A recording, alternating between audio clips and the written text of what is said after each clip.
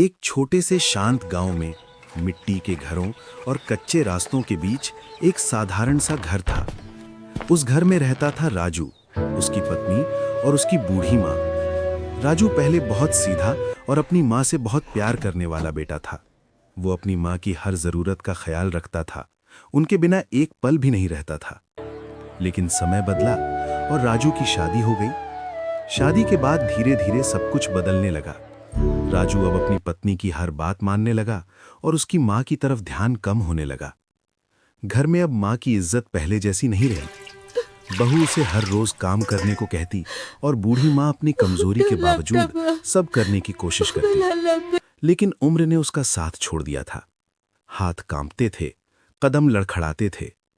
एक दिन माँ से एक काम ठीक से नहीं हो पाया। बस यही एक छोटी सी गलती बहुत बड़ा तूफान बन गई।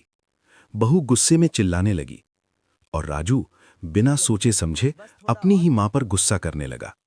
वो भूल गया कि यही मां है जिसने उसे जन्म दिया, उसे पाल पोस कर बड़ा किया। और फिर वो दिन आया जब एक बेटे ने सबसे बड़ा पाप कर दिया। राजू और उसकी पत्नी ने अपनी ही मां को घर से बाहर निकाल दिया। मां कांपती आवाज में बोली, बेटा मैं कहां जाऊंगी, तेरे सिवा मेरा इस दुनिया में है ही कौन। लेकिन उनके दिल में जरा भी दया नहीं आई। दरवाजा बंद हो गया और मां की दुनिया भी।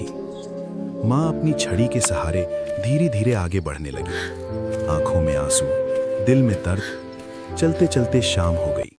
थक कर वो एक पेड़ के नीचे बैठ गई और आसमान की तरफ देखकर बोली, अब सुबह देखूंगी कहां जाना है।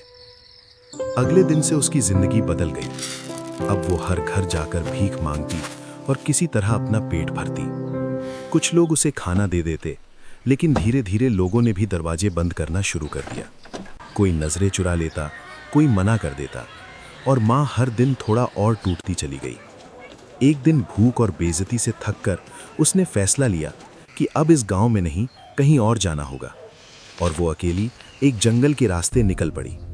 रास्ता आसान नहीं था, कांटे, पत्थर, अंधेरा, डर। कभी गिरती, कभी संभलती, लेकिन चलती रही, क्योंकि उसके पास अब रुकने का कोई सहारा नहीं था। कई घंटों के बाद वो एक नए गांव पहुंची। वहां उसने एक जगह देखी जिसके बाहर बड़े अक्षरों में लिखा था, वृद्ध आश्रम। वो कुछ पल वहां खड़ी रही और फिर धीरे धीरे अंदर चली गई। वहां उसे पहली बार थोड़ा सुकून मिला। उधर राजू के घर में सब कुछ होते हुए भी कुछ कमी थी। धीरे धीरे उसे अपनी गलती का एहसास होने लगा। उसे अपनी माँ की याद आने लगी और एक दिन वो अपनी माँ को ढूंढने निकल पड़ा। हर गली, हर गांव, हर रास्ता वो अपनी माँ को पुकारता रहा। आखिरकार वो उसी वृद्धाश्रम तक पहुंच गया जहां उसकी माँ थी, कमजोर लेकिन जिंदा। राजू दौड़ कर गया और अपनी माँ के पैरों में गिर पड़ा। माँ, मुझे माफ कर दो।